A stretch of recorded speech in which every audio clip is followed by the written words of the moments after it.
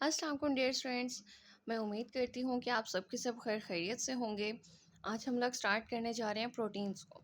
ठीक है, प्रोटीन्स जो कि हमारा बायोकेमिस्ट्री का चैप्टर है, ये चैप्टर नंबर 1 नहीं है। इससे पहले हम लोगों ने लिपिड्स पढ़ा था, उससे पहले हम लोगों ने कार्बोहाइड्रेट्स को देखा था, और कार्बोहाइड्रेट से पहले इंट्रोडक्शन ऑफ बायोकेमिस्ट्री था।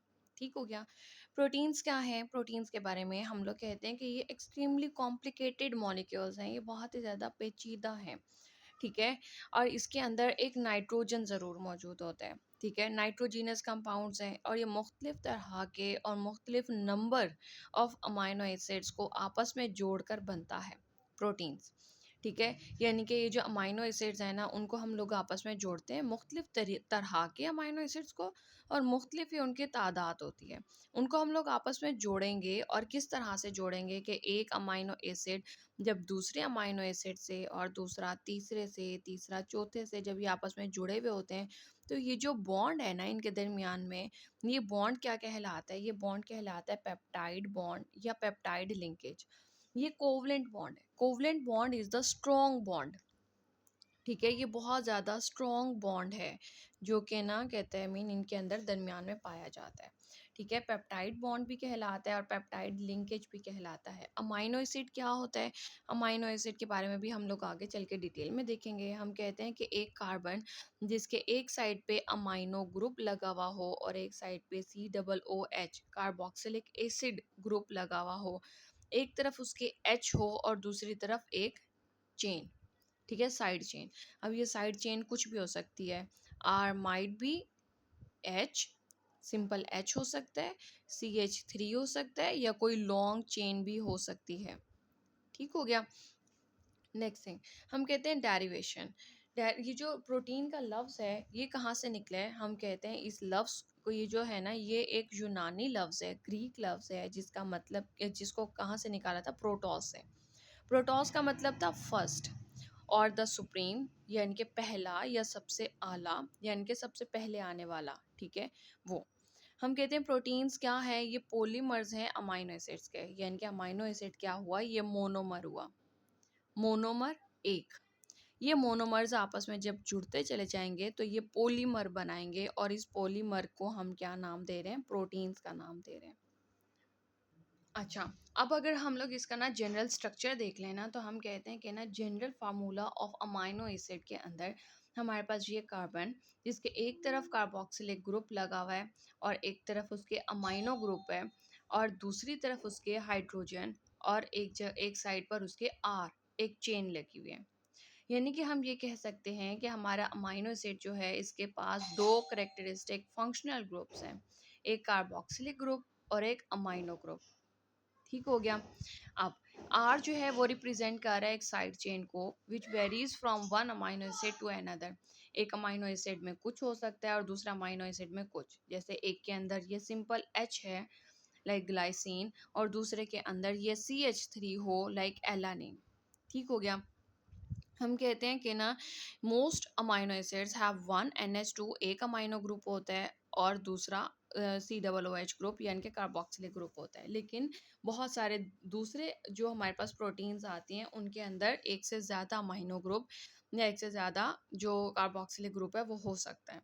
नेचुरली, नेचर में अगर हम देखें तो हमारे पास 20 अमाइनो एसिड्स हैं, जो कि ना कुल हमारी प्रोटीन्स बनाते हैं। यानी कि जितनी भी प्रोटीन्स हैं वो इन्हीं 20 अमाइनो एसिड्स की मीन इन्हीं 20 अमाइनो एसिड्स को मिलाकर बनती हैं। ठीक है, and for which genetic codons exist, और इसी तरह से हमारा जेनेटिक कोडॉन जो है वो भी एग्जिस्ट करता है। जेनेटिक कोडॉन क्या है? हम कहते हैं तीन एक साथ आपस में जुड़ी हुई specific sequence of 3 adjacent bases, यानी कि 3 बेसेस जब 1 2 3 आपस में जब वो जुड़ी हुई होती हैं, ठीक है, साथ साथ लगी हुई हैं, उस specific sequence of 3 adjacent basis को हम लोग जेनेटिक कोडॉन का नाम देते हैं, जो कि क्या कर रहा है? That provides genetic code information for a particular amino acid, जो कि ना एक ख़ास किस्म का मैसेज दे रहा होता है, जो एक नस्ल से दूसरी नस्ल में जाता है, और ये बताता है कि फ़लाँ प्रोटीन ने फ़लाँ काम करना है। ठीक हो गया। हम कहते हैं कि ये जो अमाइनो एसिड है ना, एक अमाइनो एसिड दूसरे अमाइनो एसिड के साथ जुड़ जाता है विद द पेप्टाइड बॉन्ड। ये चीज़ हम लोगों ने देखी।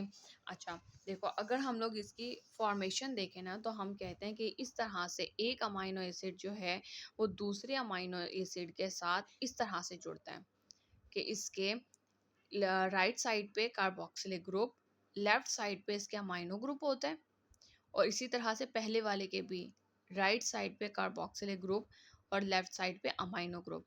और ये जब आपस में जुड़ेंगे तो क्या होगा, H2O, एक H यहाँ से गया, एक OH यहाँ से निकला, और H2O रिलीज हो जाएगा, और इनके आपस में C डबल बॉन्ड, इसका C डबल बॉन्ड O ये लगा हुआ है, और इसका एक NH जो है NH वो ये लगा हुआ है, और इनके आपस में बॉन्ड बन गया।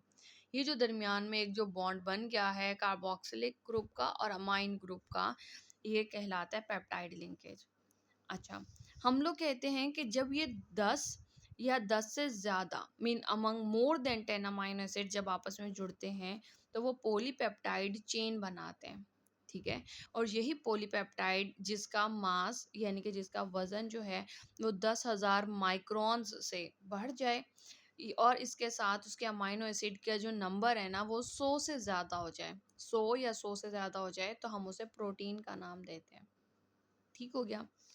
अब हम लोग देखते हैं कि हमारे पास यहाँ पर एक सवाल आता है, the simplest form of amino acid is glycine.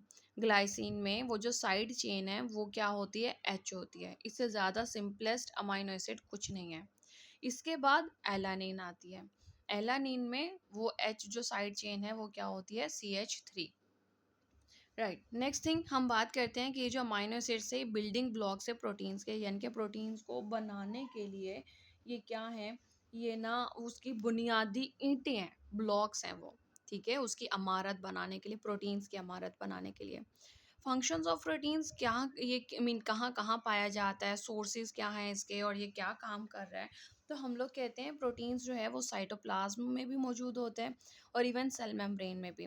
हम लोगों ने क्या किया था, हम लोगों ने ना लिपिड बाई लेयर्स देखी थी ना हम लोगों ने ना फ्लूइड मोज़ेक मॉडल के अंदर जब देखा कि हमारी सेल मेम्ब्रेन जो है ना वो किस चीज़ की मिलके बनी हुई है, वो लिपिड्स की डबल लेयर है। ठीक है, और उसके अंदर हम लोगों ने देखा था कि उसके अंदर क्या था, इस तरह से कुछ लिपिड बाई लेयर्स थी। ठीक है, और उन लिपिड बाई लेयर्स के अंदर ना ये जो प्रोटीन्स थे ना वो धंसे हुए थे। ऐसे ही था, लिपिड्स भी थे और बाकी ना प्रोटीन्स जो थी वो धंसी हुई थी, और इसके अंदर ग्लाइकोप्रोटीन्स भी थी। ये जो प्रोटीन्स होती हैं ये कुछ जो होती हैं वो सेल के अंदर होती हैं, सेल के अंदर और दरमियान में है, कुछ जो होंगी सेल्स के अंदर और बाहर दोनों के दरमियान में ब्रिज बनी हुई होती हैं।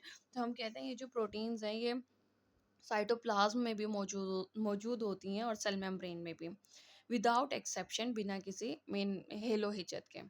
मेमेलियन मसल सेल्स के अंदर 20% मौजूद होता है। ब्लड प्लाज्मा में लाइक एल्ब्यूमिन, ग्लोबुलिन, फिब्रिनोजन वो 7% है। काउस में 3.5% होता है, और सीरियल्स अनाज दानों में 12% है। बाकी बीन्स, फलियाँ, नट्स, मेवाजात, पल्सेस, दालें, इनके अंदर 20% होता है। Besides forming structural elements of the body के ना ये जो स्ट्रक्चर वाले एलिमेंट्स हैं इनको बनाने के अलावा हमारे मुख्तलिफ तरह के खानों के अज्जा में भी ये शामिल होते हैं as well. They are also present in daily use articles, जो हम लोग डेली यूज़ कर रहे हैं ना आर्टिकल्स, उनके अंदर भी मौजूद होते हैं। सच एज सिल्क, सिल्क के अंदर, सिल्क के बारे में हम लोगों को पता है कि ना एक ना सिल्क वॉर्म है, एक कीड़ा है जो कि क्या बनाता है, सिल्क बनाता है, रेशम बनाता है वो। ठीक है, आई होप कि मैं ये ठीक लिख रही हूँ, रेशम, रेशम बनाता है वो। सिल्क वॉर्म जो कीड़ा है उसके अंदर एक सिल्क प्रोटीन मौजूद होती है जिसका क्या नाम है, फिब्रोइन। ये प्रोटीन जो है ना ये इस सिल्क वॉर्म के स्लाइवा में मौजूद होती है और वो रेशम बनाती है। फिर लेदर, लेदर के अंदर तकरीबन तकरीबन 85% कोलाजन मौजूद होती है। ठीक है, फाइब्रस प्रोटीन मौजूद होती है, कोलाजन। फिर वूल, ऊन जो है उसके अंदर भी पाया जाता है ये। ठीक हो गया। A group of substances called enzymes, ऐसे मीन हम लोग इन हमारे बॉडी के अंदर एंजाइम्स मौजूद हैं, ठीक है। और वो क्या हैं, वो बायो कैटालिस्ट हैं बॉडी के, और वो एंजाइम्स भी प्रोटीन इन नेचर होते हैं। बायो कैटालिस्ट यानी कि जो बॉडी के जो बॉडी के रिएक्शंस को चलाता है, ठीक है, तोड़ना, किसी चीज़ को तोड़ना, किसी चीज़ को जोड़ना। हार्मोनल इफ़ेक्ट्स क्या होते हैं? मोस्ट ऑफ द हार्मोन्स, हमारी बॉडी के अंदर मुख्तलिफ तरह के हार्मोन्स मौजूद हैं जो कि ना main which regulate the chemicals, जो केमिकल्स को चला रहे हैं, दूसरे प्रोसेसेस को चला रहे हैं और बॉडी को चला रहे हैं वो, ठीक है। वो जो हार्मोन्स हैं वो भी किस चीज़ के बने हुए होते हैं? इन्हीं प्रोटीन इन नेचर होते हैं, ठीक है। बहुत सारे हार्मोन्स स्टीरॉयड इन नेचर भी हैं, लेकिन बहुत सारे हार्मोन्स जो हैं वो प्रोटीन्स इन नेचर होते हैं। स्ट्रक्चर ऑफ प्रोटीन क्या है? हम कहते हैं कि ना, अगर हम लोग स्ट्रक्चर की बात करें ना, तो हमारे पास proteins contain a specific number of amino acids. अभी हमने देखा कि हमारी टोटल जो प्रोटीन्स है ना, वो इन्हीं 20 अमाइनो एसिड से मिलकर बनी हुई है। और हम कहते हैं different kinds of proteins have different shapes, मुख्तलिफ प्रोटीन्स के मुख्तलिफ शेप्स होती हैं and are related to their particular function, और उसी तरह से वो अपना फंक्शन परफॉर्म कर रही हैं ज़िंदगी के मरहलों में। Protein molecules have several different level of structures, उनके अंदर डिफरेंट लेवल ऑफ स्ट्रक्चर्स उसके अंदर मौजूद हैं। जैसा कि हम लोग कहते हैं उसके अंदर प्राइमरी आता है, सेकेंडरी आता है, टर्शरी आता है या फिर क्वाटरनरी आता है। आज का लेक्चर यहीं तक का ही। आई होप कि आप लोगों को समझ में आया होगा। स्ट्रक्चर्स ऑफ जो प्रोटीन्स हैं उसकी क्लासिफिकेशन हम लोग इंशाल्लाह नेक्स्ट लेक्चर में देखेंगे। अभी तक के लिए क्या है कि ये जो परसेंटेजेस हैं ना, ये आप लोगों के एमसीक्यूज़ में पूछी जा सकती हैं, तो ये आप लोग ज़रूर याद रखोगे, ठीक है। और पीछे से आप लोगों ने जो चीज़ पढ़ी है उसको आप लोग एटलीस्ट एमसीक्यूज़ के लिए ज़रूर रीड आउट करोगे, ठीक है। मैं उम्मीद करूँगी कि आज का लेक्चर आप लोगों को समझ में आया है, और नेक्स्ट लेक्चर इंशाल्लाह हम लोग अगली दफ़ा कंटिन्यू करेंगे। Thank you so much. अल्लाह हाफ़िज़।